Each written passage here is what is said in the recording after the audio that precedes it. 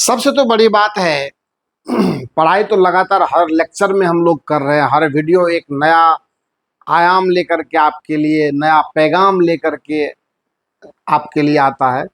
सारी चीजें सब जगह ठीक है, अपनी जगह पर हर बातें सही है, पर दिल से, अपने दिल से ये पूछिए कि क्या आपको ये महसूस होता है आज के दिन या आज के डेट में कि पढ़ने से कुछ हो सकता है। और जब कभी भी आपको ये लगे कि मेहनत करने में कोई दिक्कत आ रही है, तो आप हर हमेशा एक बात हमारी गौर से सुनना कि जब आपको ये लगे कि हमें मेहनत करने में कठिनाई आ रही है, तो इसका मतलब है कि आप पढ़ाई कर रहे हैं। क्योंकि ये अच्छी मेहनत का सबसे बड़ा इंट्रोडक्शन है एक तरह से, या प्रूफ वी कैन से, एक सबूत है कि आपका काम अच्छा चल रहा है। अगर आप प्रॉब्लम से फाइट करते हो, प्रॉब्लम से लड़ते हो और कठिनाई हो रही है, इसका मतलब है आपका दिन अच्छा है और आपके भविष्य भी अच्छे हैं, आपका रास्ता सही है। तो अपने ट्रैक को कभी मिस नहीं करना है। बाधाएं लगातार आएंगी। अच्छे काम जब भी कोई करते हैं तो उनको बहुत से डिफिकल्टीज का सामना करना पड़ता है। ये लाइफ की सबसे बड़ी सच्चाई है और इसमें आप अकेले नहीं हैं। वह कोई भी इंसान जो हमारे और आपके बीच से निकलकर अपनी ऊंचाइयों को छुआ है, बड़ी सफलताएं हासिल करे हैं, वो तो आपने उससे ये भी सीखना है कि उन्होंने बड़ी कठिनाइयां भी झेली होगी। और नो पेन नो गेन वाली जो वो कहावत है ना, बिना कष्ट के कभी सुख नहीं होता। आज अगर आप लापरवाही करोगे तो इसका मतलब है अपने आने वाले समय में आप कठिनाइयों को आमंत्रित कर रहे हो कि आओ, और अपने आने वाले भविष्य को आप अंधकार में धकेलने की कोशिश कर रहे हो, खुद से अपने पैर को आग में डाल रहे हो। इसलिए हमारी हर बातें, हो सकता है कभी कभी कुछ बातें आपको कड़वी भी लगे, पर याद रखिएगा सत्य हमेशा कड़वा होता है। और जिन्होंने इसको पीने की कोशिश की, जिन्होंने इसको महसूस करने की कोशिश की, वही आगे निकला है। डायलॉगबाजी से, हवाबाजी से फिजिक्स की पढ़ाई नहीं होती है। फिजिक्स को प्रॉपर टाइम चाहिए। और आप जो लगातार मतलब लेक्चर्स को देखेंगे, लगातार लेक्चर्स में कुछ सीखेंगे, लगातार लेक्चर्स को पूरी तरह से आप शांत भाव से समझेंगे, तो हर लेक्चर आपको एक नई बात सिखाकर जाता है। हर लेक्चर आपको एक नया मोटिवेशन देता है। इस बात को कभी भी भूलने की जरूरत नहीं है कि मैं कुछ भी नहीं हूं अगर आप इस प्लेटफॉर्म को अपने बेनिफिट के लिए यूज नहीं करते हो। मेरे लिए नहीं, खुद के बेनिफिट के लिए। और जितनी सारी गलतियां आप फिजिक्स में अब तक करते आए हैं, मेरा पहला मकसद है उन गलतियों से आपको बचाना और उन गलतियों से आपको मिलाना, ताकि आप उनको देखकर अपने पुराने मिस्टेक्स को आप महसूस करें और एक सही कॉन्सेप्ट क्या होना चाहिए उसको बिल्डअप करें अपने अंदर। और इसीलिए ये प्लेटफॉर्म आपके लिए सबसे ज़्यादा ज़रूरी है और सबसे ज़्यादा हेल्पफुल भी।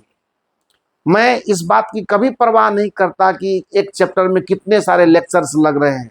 मेरा काम आपको लेक्चर गिनवाना नहीं है, मेरा काम आपको फिजिक्स सिखाना है। और सिर्फ सिखाना ही नहीं है, रिजल्ट तक पहुंचाना भी। आइए, आज के इस लेक्चर को हमने प्रॉब्लम लेक्चर का नाम दिया है। ऐसे तो हर लेक्चर में प्रॉब्लम पर बात करते हैं, लेकिन अब तक हम लोगों ने वन डायमेंशनल मोशन में हॉरिजॉन्टल मोशन पर काम किया, अंडर ग्रेविटी पढ़ी, और अब मोशन इन प्लेन भी हम लोग पढ़े। और मैक्सिमम अब तक हम लोगों ने नीट के क्वेश्चन कवर करे हैं। जेई के भी क्वेश्चन की बारी अब आ रही है, वो भी होगा। और खास करके एससी वर्मा के सर के तो बुक पर मैंने अच्छा खासा काम करके अभी आपको दिया है। अभी और से हैं, और प्रॉब्लम है उसमें, कुछ अच्छे किस्म के 2-3 प्रॉब्लम अभी और मिलेंगे। हालांकि सभी हैं, पर सबको करना पॉसिबल नहीं है, क्योंकि आप मेहनत करोगे तो आपको खुद ही जब दिक्कतें आएगी तो आप कमेंट बॉक्स में प्रॉब्लम का सिर्फ नंबर बोलोगे, और जब नंबर बोलोगे तो नेक्स्ट लेक्चर में उसका हिंट आपको बखूबी मिलेगा और बहुत अच्छे से मिलेगा, ताकि आप बिल्कुल संतुष्ट हो जाएं और खुश हो करके फिजिक्स की पढ़ाई करें। नीट के इस 2024 के क्वेश्चन की बात कर रहा हूं, बिल्कुल रिसेंट क्वेश्चन है ये। और अब ये देखिए मैं आपको क्यों कह रहा हूं, खास करके जो अभी दो प्रॉब्लम आपको दिखेगा, एक तो मैंने जो थ्योरी पढ़ाई है वहां हालांकि सब चीज पढ़ाया है मैंने, पर अगर इस प्रॉब्लम को आप ध्यान से देखिए तो यह प्रॉब्लम एकदम काइनेमेटिक्स में एससी वर्मा सर के बुक के प्रॉब्लम का ट्रू कॉपी है। और मैं प्रॉब्लम नंबर बता भी दूं आपको, ये 7 नंबर का प्रॉब्लम आप जाकर के देखना, ये थोड़ा सा उल्टा करके पूछा हुआ है। यानी उस प्रॉब्लम को मैंने क्लास में मैंने लेक्चर में करवा भी दिया, आपको बहुत बेहतरीन तरीके से मैंने करवा दिया है। और खास करके जब मैं काइनेमेटिकल ग्राफ का लेक्चर आप बैक होकर के जा करके देखना, तो मैंने पोजीशन टाइम ग्राफ से स्टार्ट करा था, और पोजीशन टाइम ग्राफ के बाद वेलोसिटी टाइम ग्राफ, फिर एक्सीलरेशन टाइम ग्राफ, तमाम बातों पर हमने चर्चा की हुई है। तो यहाँ और इसीलिए उस तरह उस साइड से भी प्रॉब्लम जेई में पूछा हुआ है, अपन को मालूम है सब, तो मैं उस पर भी आप आऊँगा थोड़ा सा, और फिर हम इसके बाद प्रोजेक्टाइल मोशन के नेक्स्ट व्यू पर जाएंगे, है ना। प्रोजेक्शन ऑन इंक्लाइंड प्लेन पर भी थोड़ा काम करके आपको देंगे कि अगर हमारा प्लेन इंक्लाइंड हो तो उस पर प्रोजेक्टाइल मोशन कैसे कैसे क्या काम करता है, उस पर भी चूंकि जेई एडवांस वगैरह में उससे आपको सवाल आने की संभावना रहती है, तो उस पर भी काम होगा। यहाँ इस सवाल में क्या कह रहा है कि अपन के पास वेलोसिटी टाइम ग्राफ दिया हुआ है, और वेलोसिटी टाइम ग्राफ को तो ग्राफ जब भी आपको मिलता है तो उसको थोड़ा माइन्यूटली आप महसूस करें, थोड़ा सा ना, तो मैं तो कहा ही है कि बुक के प्रॉब्लम में थोड़ा ना थोड़ा हल्का चेंज लाएगा, पर पूरी तरह से पैटर्न वही रहेगा। आप अगर देखेंगे एससी वर्मा सर के उस प्रॉब्लम में काइनेमेटिक में 7 नंबर में, तो सवाल में आपको एक्सीलरेशन टाइम ग्राफ दिया हुआ है, ये देखिए इस तरह का डायग्राम आया हुआ होगा, और उस ग्राफ में एक्सीलरेशन को t=0 से स्टार्ट करा है, इसमें थोड़ा टाइम गैप ले लिया है, थोड़ा अंतर किया है, बस हर चीज वही है। उसमें कहा गया है कि अगर आपके पास ये एक्सीलरेशन टाइम ग्राफ है तो इस ग्राफ की मदद से आप पोजीशन टाइम ग्राफ और वेलोसिटी टाइम ग्राफ ड्रॉ करने की कोशिश करो, एंड अदर कुछ और भी डिमांड्स है, पर जहां तक ग्राफिकल रिप्रेजेंटेशन का मामला है तो वो यही है। ये जो सवाल नीट 2024 का है, इसमें आपको ये पूछा गया है कि अगर आपके पास में वेलोसिटी वर्सेस टाइम का ग्राफ अवेलेबल है तो इस ग्राफ को देख करके आप ये जज करके बताइए हमें कि which one of the following is the correct option of acceleration time graph.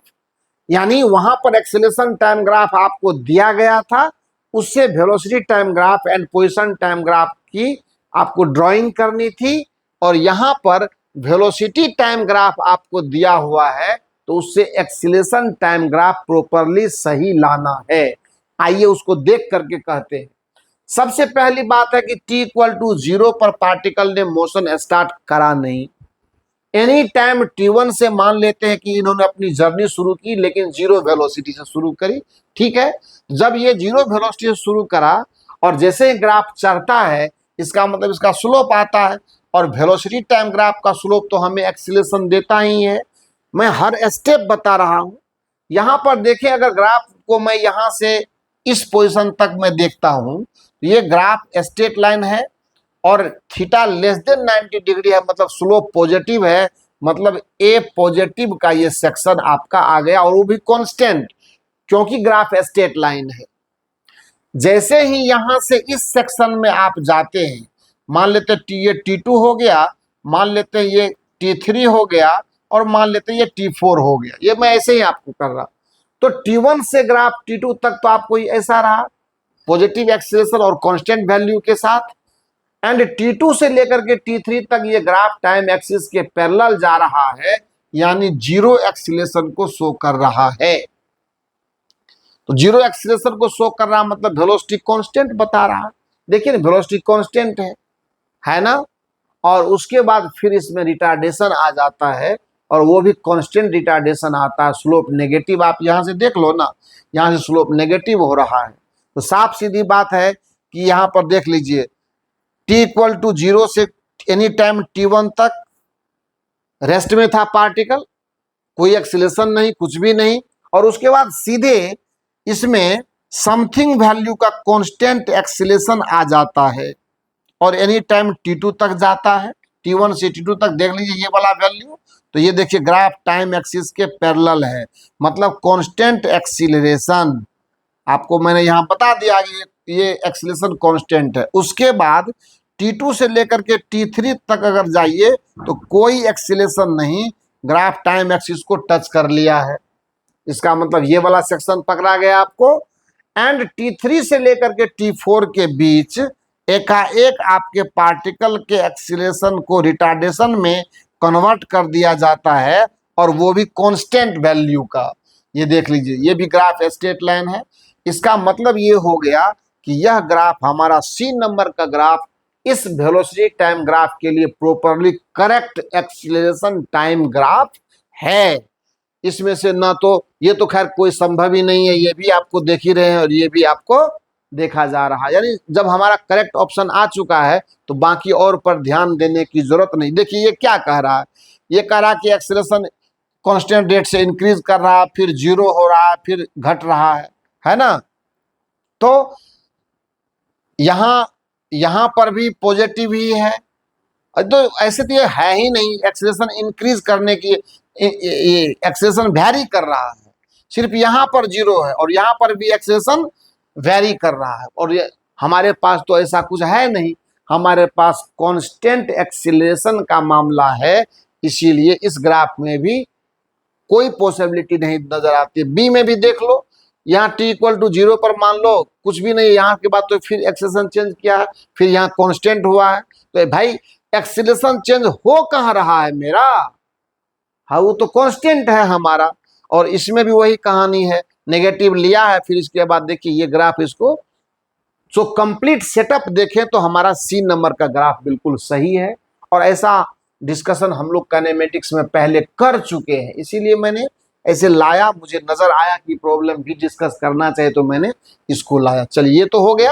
अब 2022 के नीट का क्वेश्चन देखिए, जो आपने ग्राफिकल पढ़ाई करी है, जो मैंने आपको सिखाया है, उस ग्राफ पर देखिए डायरेक्ट प्रॉब्लम आपके पास है कि position time graph for positive acceleration is, यानी ऐसा पोजीशन टाइम ग्राफ चुनना है आपको जिसमें एक्सीलरेशन पॉजिटिव हो, मतलब रियल एक्सीलरेशन हो। तो देखिए यहां पर पोजीशन टाइम ग्राफ आप देखिए ये धीरे धीरे डिक्रीज कर रहा है, इसका स्लोप क्या है, नेगेटिव है। हालांकि पोजीशन टाइम ग्राफ का स्लोप हमें वेलोसिटी बताता है और ये वेलोसिटी आपका कांस्टेंट वेलोसिटी है, नेगेटिव वैल्यू के साथ है, क्योंकि स्लोप इसका नेगेटिव है। तो इसमें तो ए आपको 0 है, इसीलिए ये तो पॉसिबल ही नहीं है, क्योंकि एक्सीलरेशन होना चाहिए और एक्सीलरेशन तभी होगा जब वेलोसिटी चेंज करेगा। और हमें ये पॉजिटिव एक्सीलरेशन की बात किया है, इसीलिए चेंज भी क्या होना चाहिए, हमारा पॉजिटिव होना चाहिए, तभी जा करके वो देख लीजिए ध्यान से। और चेंज भी क्या होना चाहिए, वो पॉजिटिव, मतलब वेलोसिटी लगातार इंक्रीज करना चाहिए, तभी ना आपको अंतिम वाली पहले से ज्यादा होगी, अंतिम वाली पहले ज्यादा होगी, तो वेलोसिटी इंक्रीज कर रहा है तो मतलब पॉजिटिव एक्सीलरेशन है। तो जब पोजीशन टाइम ग्राफ हमारा इस नेचर का होगा, आपको मैंने पूरा डिटेल सिखाया हुआ है, आप टेंजेंट ड्रॉ करके मैंने आपको दिखाया था, 2 बार मैंने सिखाया है। मैथमेटिकल टूल में भी मैंने इस तरह के ग्राफ की बृहद चर्चा करी है और काइनेमेटिक्स में भी करा है। तो इस पर भी ये इंक्रीजिंग स्लोप है, इसका मतलब वेलोसिटी, चूंकि पोजीशन टाइम ग्राफ का स्लोप हमें वेलोसिटी देता है, अगर स्लोप इंक्रीज कर रहा है इसका मतलब वेलोसिटी इंक्रीज कर रहा है, और जब वेलोसिटी इंक्रीज कर रहा है इसका मतलब पॉजिटिव एक्सीलरेशन। तो मेरे समझ से यही ग्राफ करेक्ट है हमारे लिए।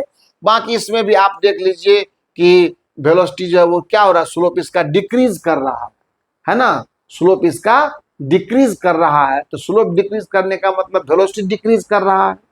जब वेलोसिटी डिक्रीज कर रहा है इसका मतलब रिटार्डेशन है मोशन में, इसीलिए ये भी ग्राफ पॉसिबल नहीं होगा, और ये तो खैर होगा ही नहीं। जब पोजीशन टाइम ग्राफ हमारा स्ट्रेट लाइन हो, ये कांस्टेंट स्लोप को रिप्रेजेंट करता है, मतलब वेलोसिटी कांस्टेंट है। तो वेलोसिटी कांस्टेंट है तो इसका मतलब ये भी ग्राफ सिलेक्शन में नहीं आया, सिर्फ बी ऑप्शन हमारा करेक्ट ऑप्शन माने सॉल्यूशन दे रहा है। अब AIPMT पर जाइए, थोड़ा पीछे के क्वेश्चन को उठाते हैं। Which one of the following does not represent motion in one dimension. देखिए कितनी खूबसूरत बात है, इसीलिए ग्राफ को ऐसे कुछ और भी प्रॉब्लम थे ग्राफ पर सारे प्रॉब्लम करने लगेंगे तो लेक्चर प्रोग्रेस नहीं करेगा, थोड़ा आगे भी बढ़ना जरूरी है, और आपकी भी तो कुछ रिस्पॉन्सिबिलिटी है। क्वेश्चन बैंक स्टडी कीजिए, लीगल बुक स्टडी कीजिए, टेक्स्ट बुक वगैरह करेंगे, SCB वगैरह करेंगे, और फिर कोई प्रैक्टिस बुक एक उठा लेंगे, वहां से प्रैक्टिस करेंगे, एकदम आपका हर चीज बेहतर होगा। आप तो कमेंट्स करो ना, आप प्रॉब्लम जहां से अटकते हो आप वर्क करोगे तभी तो आपको प्रॉब्लम में डॉट्स आएंगे, और आप अभी तक भी जो है सो सीरियस नहीं हुए हो तो ये बहुत बड़ी लापरवाही आपकी हो रही है। So please care your self and go for the practice in much more problems, उस पर जाइए आप, है ना। प्रॉब्लम में डूबिए, प्रॉब्लम में डूबेंगे तो कठिनाइयां आएंगी, कठिनाइयां आएंगी तो वही फिजिक्स सिखाएगा आपको। अब देखिए कहता है कौन इसमें करेक्ट ऑप्शन है किसका, वन डायमेंशनल मोशन, कौन इसमें रिप्रेजेंट नहीं कर रहा है। बाकी अब देखिए ये वेलोसिटी टाइम ग्राफ है, बिल्कुल वेलोसिटी टाइम ग्राफ ऐसे कांस्टेंट रेट से इंक्रीज कर रहा है, वेलोसिटी इसका मतलब एक्सीलरेशन कांस्टेंट है, and after that we have constant retardation. So ये एक 1D मोशन का क्लियर कट सिचुएशन है, और इस तरह के सवाल भी हम लोगों ने बनाए हैं। इस तरह के ग्राफ हमारे लिए नए नहीं है, इस पर हम लोगों ने काम किया है। आप मतलब जो पीछे वीडियोस गए हैं ना उसमें आप देखेंगे तो हर चीज आपको पता पड़ जाएगा, सो परेशान होने की कोई जरूरत नहीं। ये आपका ऑप्शन नहीं होगा क्योंकि ये 1D शो कर रहा है। इसमें भी देखिए 1D motion velocity time graph है, ठीक है, वेलोसिटी टाइम ग्राफ है, इसका ये कर्व है तो इसका क्या होगा, स्लोप इंक्रीज करेगा, और चूंकि इस तरह के मोड को लिए हुए है इसका मतलब क्या है, नॉन यूनिफॉर्म एक्सीलरेशन है, क्योंकि वेलोसिटी का ग्राफ, ये विजिट जो ग्राफ है ना वेलोसिटी टाइम का, वो उसका स्लोप कांस्टेंट नहीं है, इंक्रीजिंग स्लोप है, इंक्रीजिंग एक्सीलरेशन है, but this will represent the what 1D motion, no doubt. लेकिन यहां अगर आप आते हैं तो यहां कुछ समस्या मुझे दिखाई देती है, बस आपको यहीं पर पकड़ में आ जाना है कि एक ही टाइम पर पार्टिकल के पास दो वेलोसिटी दिखाया गया है। एक गलती, दूसरी गलती, टाइम आपका बैक हुआ है, अगर यहां से यहां बढ़ा और यहां से जब इधर लौटे इसका मतलब टाइम क्या हुआ, बैक हुआ है, और टाइम कभी बैक होता नहीं है। सो बिना कुछ सोचे समझे C is the correct option, because it does not represent the one dimensional motion due to some great faults. दो दो गलतियां लगा रखी है, एक ही टाइम पर पार्टिकल के पास दो वेलोसिटी नहीं हो सकती, एक गलती। दूसरी गलती, टाइम कभी बैक नहीं हो सकता, time never decreases, time never decreases. So दो कारण है, और डी नंबर तो है, डी नंबर में कोई परेशानी नहीं है, डी नंबर में भले सिचुएशन जो भी रहे, वेलोसिटी प्लस हो सकता है, माइनस हो सकता है, टाइम लगातार इंक्रीज कर रहा है। ग्राफ का नेचर देखिए, टाइम में कभी बैक होने की कोई संभावना नहीं है, टाइम पॉजिटिव भी है, वेलोसिटी तो प्लस माइनस हो ही सकता है। तो ये हर तरह का वेरिएशन दिखा रहा है, किसमें, वेलोसिटी में। तो एक्सेलरेशन होगा, कभी रिटार्डेशन होगा, वो अलग बात है, पर टाइम जो है वो ठीक ठाक आगे बढ़ रहा है, और वेलोसिटी का भी ग्रोथ फॉरवर्ड है, कभी प्लस में कभी माइनस में। तो इस तरह से ये तो पॉसिबल है, but C is never possible, ये इम्पॉसिबल है, कारण आपको बता चुके हैं। अब आइए एक सवाल है हमारे सामने प्रोजेक्टाइल मोशन का, ये भी AIPMT का पूछा हुआ है। For a projectile if R equal to H maximum, देखिए कितना खूबसूरत प्रॉब्लम है, रेंज को उसने क्या कर दिया है, मैक्सिमम हाइट के बराबर किया है, तब आपसे पूछा है। इसको मैं इरेज करता हूं, आप अगर ये देखोगे तो पॉज करके अपना नोट करोगे, मेरा काम है आपको आगे की बात सिखाना। अब देखिए एक जो क्वेश्चन अभी आपके सामने हम ये देख रहे हैं AIPMT वाला, तो क्या कह रहा है कि प्रोजेक्टाइल है कोई, और इसको सॉल्व कर रहा हूं मैं। प्रोजेक्टाइल है कोई और ये इस तरह से मोशन करता है कि इसका जो हॉरिजॉन्टल रेंज है ना, इसका जो हॉरिजॉन्टल रेंज है वो मैक्सिमम हाइट के इक्वल है, यानी H maximum and equal to R। R और H मैक्सिमम अगर बराबर, for projectile if R equal to H maximum then angle of projection इसका कितना होगा।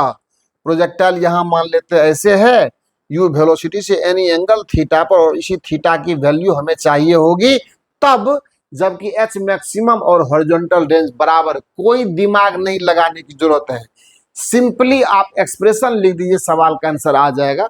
आपको पता है चूंकि R जो है वो H मैक्सिमम के बराबर है, तो R का फॉर्मूला क्या होता है, u square into 2 sine theta into cos theta upon g, और ये होता है u square sine square theta upon 2g। U square से यू स्क्वायर मर जाएगा, जी से जी मर जाएगा, और साइन स्क्वायर थीटा से एक साइन थीटा चला जाएगा। ये 2 इधर आके मल्टीप्लाई होगा, ये कॉस थीटा उधर जाएगा, एक साइन थीटा यहाँ पर बच रहा है, ठीक है। तो यहाँ से क्या हो जाएगा हमको 2 into 2 equal to sine theta और बटा कॉस थीटा। ये ऑलरेडी इस पूरा मैंने काट दिया, पावर सिर्फ कटेगा इसका, और साइन थीटा सेफ रहेगा। ये क्या हो जाएगा, टेन थीटा हो गया। देखिए एक लाइन में सवाल आपका बन चुका है, टेन थीटा की वैल्यू 4। हालांकि ऑप्शन को थोड़ा अलग तरीके से आपके क्वेश्चन बैंक में लिखा है, वो theta equal to tan inverse के फॉर्म में सब जगह लिखा है, मैंने इसको ऐसे जनरली कर दिया। So this is the 4 number, sorry B number option, और टेन थीटा इक्वल टू 4 या theta equal to tan inverse 4, आप जो कह लीजिए वो बिल्कुल सही है। अब ये तो नीट के इतने क्वेश्चंस हमने आपको दिखाए, आपको गिनाए, आपको सिखाए, आपको समझाए। एक बड़ा ही खूबसूरत प्रॉब्लम जो जेई में पूछा हुआ है, थोड़ा पुराना है, उससे मतलब नहीं है। क्वेश्चन जो है वो बहुत ही खूबसूरत तरीके से आपको कॉन्सेप्ट बिल्डअप करेगा। आइए देखते हैं वो प्रॉब्लम क्या कह रहा है। प्रॉब्लम का लैंग्वेज मैं आपको नहीं लिख करके दे पाऊंगा, मैं सिंपली आपको क्वेश्चन का जो थीम है वो बताता हूं, और आप उसको समझ करके और तब बढ़ेंगे। सर्च कर लेंगे आप जेई क्वेश्चन क्या है ना, जेई का जो क्वेश्चन है वो क्या है। कहता है, पहले मैं क्वेश्चन आपको एक डायग्राम लेता हूं, डायग्राम से ही हर चीज समझ में आपको आ जाना है, उसके लिए परेशान नहीं होने की जरूरत है। एकदम देखिए डायग्राम से चीजें आपको बिल्कुल समझ में आ जाएगी। बात को पकड़ना है खाली, और कॉन्सेप्ट को समझना है खाली। देखिए ध्यान से, यहां से एक बॉल को इस इंक्लाइंड सरफेस पर रिलीज कर दिया था, यानी u इक्वल टू 0 से। सवाल ये कह रहा है कि एक बॉडी है, हालांकि सवाल में आईआईटी के प्रॉब्लम में बॉडी के रूप में लिखा है, पर मैं बॉल लिख देता हूं, आपको कंफर्टेबली चीजें समझ में आ जाएगी। कहना है सवाल का क्या, कि एक बॉल को जो इनिशियली, ये ग्राउंड है, ये क्या है, ये ग्राउंड है, तो ग्राउंड से इस बॉल को h हाइट पर से रिलीज किया जाता है, ठीक है। अभी सवाल चल रहा, पहले आप सवाल देखिए, पूरा लैंग्वेज में है वो, तो मैं उसी लैंग्वेज को आपको साथ में समझा भी रहा हूं और काम भी करके दे रहा हूं। h हाइट से उस बॉल को रिलीज किया जाता है, और सामने है इंक्लाइंड प्लेन। थोड़ा इसको इंक्लाइंड प्लेन को थोड़ा और ज्यादा इंक्लाइन कर दे, आपको अच्छा लगेगा, है ना। देखिए ध्यान से, पहले प्रॉब्लम अच्छे से समझिएगा, बड़ा ही क्लासिकल प्रॉब्लम है और बहुत कुछ सिखा के जाएगा आपको। ये थोड़ा पेशेंस के साथ देखने की कोशिश करनी है। ये मान लेते इस तरह से इंक्लाइन प्लेन में बना देता हूं, और यहां से बॉल को मैं गिरा देता हूं u इक्वल टू 0 से। ये बॉल यहां से रिलीज किया जाता है, और कहता है कि जब ये इंक्लाइन प्लेन से टकराता है, देखिए सवाल कहां से आपका टर्निंग पॉइंट ले रहा है। कहता है कि ये h हाइट से गिराया गया, बहुत अच्छी बात, h हाइट से इसको गिराया गया। जैसे ही इस इंक्लाइंड प्लेन से ये टकराता है, यह बॉल सीधे हॉरिजॉन्टल डायरेक्शन में मूव कर जाता है। वॉट एवर बीट्स वेलोसिटी, यहाँ तो u0 था, मैं मान के चलता हूं कि ये u वेलोसिटी से सीधा हॉरिजॉन्टल हो जाता है। और जब सीधा हॉरिजॉन्टल होगा तो जाहिर सी बात है अंडर ग्रेविटी आ गया, ये जी का तो इम्पैक्ट हर हमेशा इसके ऊपर है। और इस तरह से ये बॉल आकर के यहाँ ग्राउंड को हिट कर देता है। और ये तब करता है जब ये ग्राउंड से एनी हाइट h पर होता है। कहने का मतलब ये हुआ कि after falling from h height, capital H height above the ground, the ball collides with inclined plane and becomes horizontal and finally hits the ground, है ना। यहाँ पे ग्राउंड को हिट करता है t इक्वल टू 0 पर, और एनी टाइम t पर ये ग्राउंड को क्या कर दिया, हिट कर दिया। अब हमारा ये यहाँ तक तो सवाल में गिवन क्वांटिटी है। सवाल का डिमांड है कि h बाई एच के किस वैल्यू के लिए, h बाई एच समझिएगा, ये स्मॉल है, for what value of h by H, demand क्या है समझ लें। प्रॉब्लम का यहां तक गिवन है, ये सब कुछ मैंने जो आपको सुनाया ये लैंग्वेज में दिया हुआ है, उसी लैंग्वेज को मैंने आपको ऑन प्रैक्टिकल या बातों बातों में मैंने सवाल की दी हुई बातों को मैंने दिखाया है आपको। डिमांड है क्या, डिमांड है प्रॉब्लम का, बड़ा ही खूबसूरत डिमांड है, बड़ा अच्छा लगेगा जब मैं इसको सिखाऊंगा आपको। तो for what value of, for what value of small h बटा capital H the ball will take maximum time to hit the ground, maximum time to hit the ground. अब आप देखिए सवाल का डिमांड आपके सामने आ गया। अब आपको आगे क्या क्या प्रोसेस है इसको सॉल्व करने का, जब मैं आपको बताऊंगा तो दिमाग आपका हिलेगा, और हिलना नहीं चाहिए, क्योंकि अभी पूरा का पूरा फिजिक्स का गेम बाकी है। अभी तुम लोग काइनेमेटिक्स में ही मूव कर रहे हैं, उसमें भी प्रोजेक्टाइल मोशन के बाद अभी रिलेटिव वेलोसिटी यू ही बाकी है हमारा।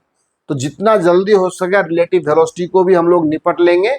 उसका 4-5 केस होता है उसमें, तो सभी केसेस को, जैसे स्विमिंग कॉन्सेप्ट है, रेन फॉलिंग है, एरोप्लेन विंड कॉन्सेप्ट टाइप का, इस तरह से जो भी आएगा सब पर हम लोग धीरे धीरे काम कर लेंगे। और खास करके जो ज़्यादा इंपॉर्टेंट होगा उस पर जो रनिंग चीज़ है, जहाँ सवाल आते हैं, रिवर कॉन्सेप्ट वाला है, वो सब तो आपको बोले ही। खैर, तो ये है, अब शुरू करें इसका कामकाज। प्रोसेस क्या है देखिए, आपको सवाल देखने से ये लगता है कि ये प्रोजेक्टाइल मोशन का सवाल है, तो प्रोजेक्टाइल तो खैर है ही, लेकिन हम ये आपको आगाह करने की कोशिश करेंगे कि ये सवाल प्रॉपरली अगर देखा जाए तो अंडर ग्रेविटी कॉन्सेप्ट से बनेगा। क्यों बनेगा वो मैं आपको बता रहा हूं, क्योंकि टाइम ऑफ फ्लाइट जब हम लोग कैलकुलेट करते हैं, और आप देख लो कि ये अलोंग वाई डायरेक्शन में डाउनवर्ड मोशन हुआ है, तो आप इसको पॉजिटिव मान लीजिए, और जी का साइन भी तब क्या रहेगा, पॉजिटिव रहेगा, कोई दिक्कत नहीं है। करना क्या है, तो करना ये है कि पहली बार ये बॉल जब आप ध्यान से देखो तो हमें टाइम कैलकुलेशन करना है, और वर्टिकली डिस्प्लेसमेंट जिस हिसाब से ये ले रहा है, हमें हॉरिजॉन्टल वेलोसिटी का कोई जरूरी ही नहीं पड़ने वाला है। क्योंकि आप अगर ध्यान से देखें, जब ये बॉल ने अपनी जर्नी स्टार्ट करी तो जीरो वेलोसिटी से वाई डायरेक्शन में करी, नेगेटिव वाई में करी, ठीक। अब मैं एक्सिस यहाँ दिखा दूं आपको, ये एक्स है और ये वाई है, तो नेगेटिव वाई में इन्होंने मोशन अपना स्टार्ट करा, आया यहाँ पर, तो यहाँ तक में इसका डिस्प्लेसमेंट क्या है, h माइनस एच है। ये एक कैपिटल H है और ये small h, capital H given है और स्मॉल h वेरी करेगा, क्योंकि यही पोजीशन में उसको टाइम को इफेक्ट करवाएगा, तो उस पर तो बाद में आ जाएंगे, आप खुद ही देख लीजिएगा उसको।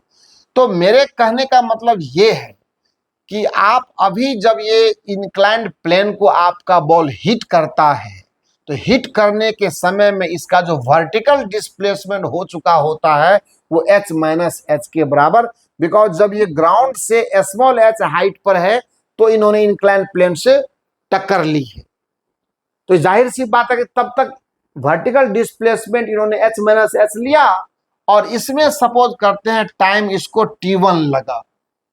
फिर देखिए सवाल की कलाकारी कितना, देखिए करीब से आईआईटी है बेटा, आईआईटी में आप धोखा नहीं कर सकते हैं। आपको लीगल जब आपके पास में कैपेसिटी है और यही कैपेसिटी तो मैं बिल्डअप करने की कोशिश कर रहा हूं, हंसी मजाक और ठिठोलेपन से थोड़े ना आप इतने बड़े कंपटीशन को फेस करेंगे और उसमें रिजल्ट लेंगे, संभव ही नहीं है।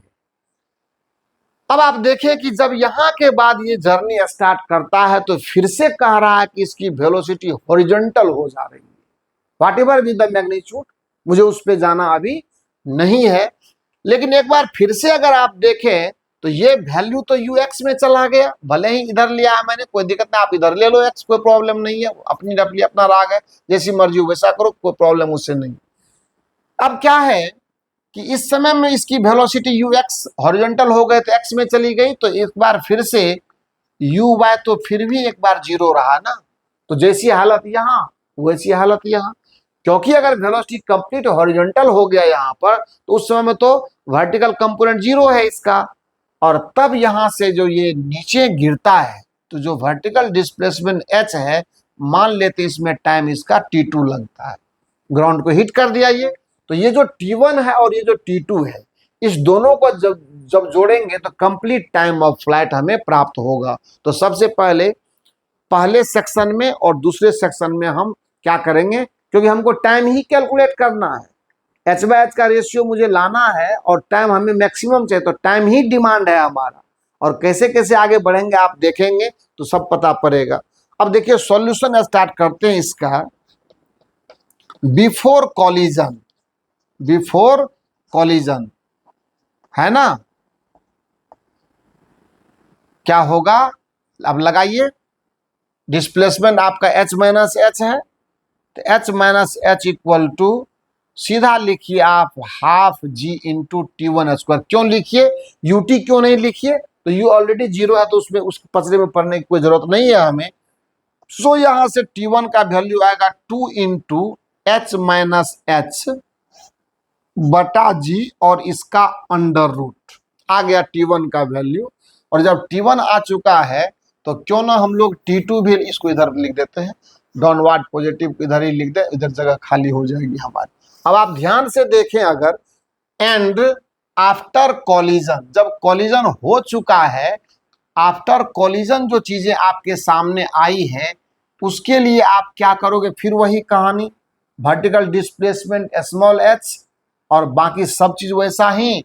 तो t2 ये लिखेंगे h इक्वल टू सीधा half g into t2 square. तो यहां से t2 का वैल्यू आपको मिल जाएगा रूट अंडर 2h/g। याद रखिएगा ये स्मॉल h वेरिएबल है, क्योंकि टाइम मैक्सिमम लगने के लिए कॉलिजन किस पोजीशन पर होना चाहिए, अगर पोजीशन चेंज करेगा इसका मतलब स्मॉल h चेंज करेगा, capital H is constant, small h is variable. क्योंकि ये कांस्टेंट वेरिएबल का खेल अभी आपको मैं इसीलिए बताने वाला हूं या बता रहा हूं, सिखा रहा हूं, क्योंकि जो चीज आपके सवाल ने डिमांड करा है, maximum time is the requirement of this problem and this will be calculated when we apply the calculus concept, that is maxima and minima। याद कीजिए मैथमेटिकल टूल्स में मैंने आपको मैक्सिमा मिनिमा का एक थ्योरी पढ़ाया था, अगर आपने देखी होगी या आप कहीं से पहले से सीखे हुए हैं तो फिजिक्स में किस तरह से मैक्सिमा मिनिमा का यूज करते हैं ये पहली बार आप बोर्ड पर आपके सामने आ रहा है। अब लिखते हैं वी हैव, है ना, capital T equal to T1 plus T2, यानी ये हो जाएगा कितना, root under 2 into h minus H बटा g और प्लस हो जाएगा रूट अंडर 2h बटा g। अगर आप इसको सुधारना चाहें तो कह सकते हैं T equal to 2 into h minus H बटा g, इस पर लगा देते हैं हाफ पावर या नहीं भी लगा देते हैं, और प्लस 2h बटा g इस पर लगा देते हाफ पावर। आप बोलोगे सर क्यों, रूट में था तो क्या तकलीफ थी? बेटा इसको डिफरेंशिएशन में ले जाना पड़ेगा, तो मुझे तो कोई प्रॉब्लम नहीं है, प्रॉब्लम आपको लगेगी। इसीलिए मैं चाहता हूं कि आप इसको पहले समझ लें। कहते हैं for time to be maximum, for time to be maximum लगा रहे हैं, मैक्सिमम मिनिमा का कॉन्सेप्ट, आप अलर्ट रहिएगा। क्या होगा?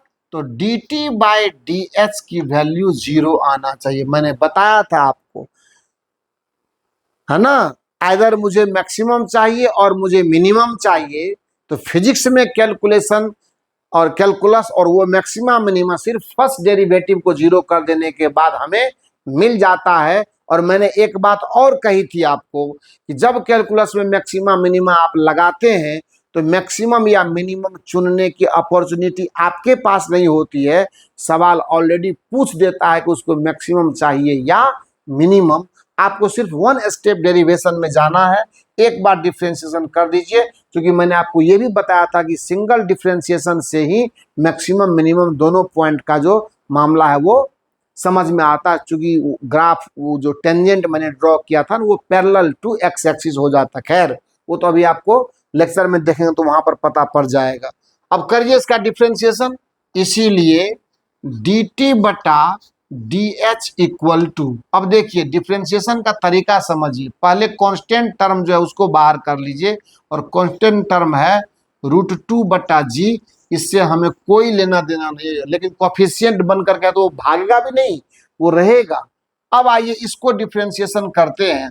जब इसको डिफ्रेंशिएशन करेंगे तो हमें क्या होगा, एक स्टेप में और लिख करके आपको थोड़ा और स्पष्ट कर दूं ताकि परेशानी न हो। तो मैं कांस्टेंट टर्म को अलग निकाल देता हूं। एज टी इक्वल टू √2 बटा जी, देखिए दोनों में है, इसको पहले हटा लीजिए बाहर तो कोई तकलीफ नहीं है, और इधर इंटू कर दीजिए। आपके पास आएगा h माइनस एच बटा कुछ नहीं, h माइनस एच ही रहा, और इस पर पावर आ गया 1/2 और प्लस h बटा, अब h कौन चीज, h ही तो है, 2 तो जी निकल, और h पर पावर 1/2, बस यही है और कुछ नहीं। अब आसान कर दिया मैंने आपको।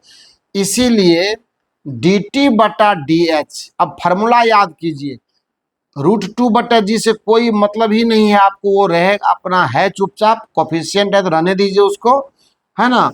और इसको क्या करते हैं, √2 बटा जी को यहाँ कर लेते हैं और डिफ्रेंशिएशन का कारोबार वहां शुरू करते हैं। पावर बना कोफिशिएंट तो बना दीजिए, पावर में से एक घटा दीजिए -1/2, और फिर अंदर का डिफ्रेंशिएशन करेंगे तो ये h का कांस्टेंट है तो 0 होगा और इसका 1 होगा, यानी -1 और प्लस, फिर यहाँ पर पावर बना कोफिशिएंट, पावर में से एक घटा दीजिए, और h का डिफ्रेंशिएशन h के रेस्पेक्ट में 1 होता है।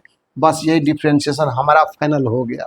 फिर से देख लीजिए, पावर बना कोफिशिएंट और फिर पावर में से एक घटाया, और तब अंदर वाले का डिफ्रेंशिएशन किया तो ये h कांस्टेंट है, उसका डिफ्रेंशिएशन 0, और h का डिफ्रेंशिएशन h के रेस्पेक्ट में 1 होगा, और ये माइनस है तो -1 यहाँ रह गया, ये इसका हो गया। प्लस देकर के आगे बढ़िए, इसमें भी पावर बना कोफिशिएंट और पावर में से एक घटाया, और h का डिफ्रेंशिएशन h के रेस्पेक्ट में 1 आया। कुल मिलाकर के अगर आप ध्यान दें तो ये होगा 1/2, यहाँ भी है 1/2, यहाँ इसको भी बाहर कर लीजिए तो 1/2 √2 बटा जी, जो भी कांस्टेंट है सबको बाहर कीजिए, और ये हो जाएगा -1 बटा √h माइनस h, और ये प्लस हो जाएगा 1 बटा √h। बस हो गया। अब ये तो आपको कभी 0 होगा नहीं, क्योंकि जब dt बाई डी एच को 0 के बराबर हम लिखेंगे तो हमें अब 2 फैक्टर हो गया ना, उस फैक्टर में से इसको गौर करके देखिए, ये 0 कभी नहीं हो सकता। क्यों नहीं होगा? 1 0 नहीं है, 2 0 नहीं है, ये 2 0 नहीं है, और g का वैल्यू 9.8 होता है, ये फैक्टर 0 होने को तैयार नहीं है।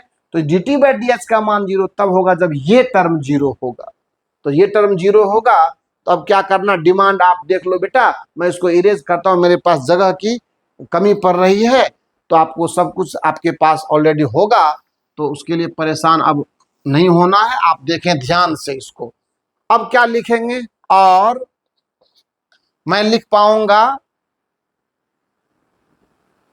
1/√h माइनस 1/√h, ये बराबर होगा 0 के।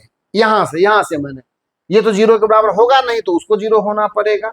यहां से क्या होगा, आप ध्यान से देखें, 1/√h equal to 1/√h minus h। So कुल मिलाकर के कहें कि उसको उलट देंगे तो वही मिलेगा, स्क्वायर कर देंगे वही मिलेगा। सो h इक्वल टू मिल गया हमको h माइनस h। और जब ये मिल चुका तो आप बखूबी कह सकते हैं कि 2h equal to capital H है। सो यहाँ से h का वैल्यू h बाय h का जो value, sorry small h by capital H पूछा था, कोई दिक्कत नहीं, इक्वल टू 1/2, और यही हमारा आंसर हुआ। सो यही वैल्यू है h बाय h का, जिसके लिए प्रोजेक्टाइल अपना मैक्सिमम टाइम लेगा ग्राउंड को हिट करने में। मुझे लगता है कि आपको ये सवाल बहुत पसंद आया होगा, एंड सीखने के लिए सवाल बहुत बेहतर है, क्योंकि एक एडवांस कॉन्सेप्ट जो मैक्सिमा मिनिमा का है वो मैथमेटिक्स के साइड से इसमें आकर के ऐड हुआ है। तो आपको ज़रूर मज़ा देगा ये प्रॉब्लम, और इस प्रॉब्लम को सीखने में आपको आनंद भी आया होगा। और ऐसे प्रॉब्लम बहुत से हैं हमारे खाते में, ये तो कुछ भी नहीं है। जब प्रॉब्लम पर आप खेलना शुरू करेंगे हमारे साथ तो बहुत आपको फिजिक्स इजी लगने लगेगा। और इसीलिए आप लगातार मेहनत कीजिए, हमारी शुभकामनाएं लीजिए। और ये मेरी शुभकामनाएं नहीं है, ये मेरे टीम की शुभकामनाएं हैं, और ये मेहनत सिर्फ आपके लिए हो रहा है, तो आपको इसका प्रॉपर बेनिफिट मिलना चाहिए। लगे रहिए, मेहनत कीजिए, आगे बढ़िए, और लगातार वीडियो को देखिए, अपनी गलतियों को सुधारिए, नए नए कॉन्सेप्ट को अपने अंदर ले लीजिए, और प्रॉब्लम पर प्रैक्टिस कीजिए मेरे साथ, LN Academy 24 के साथ, डी चंद्रा सर के साथ। Thank you so much.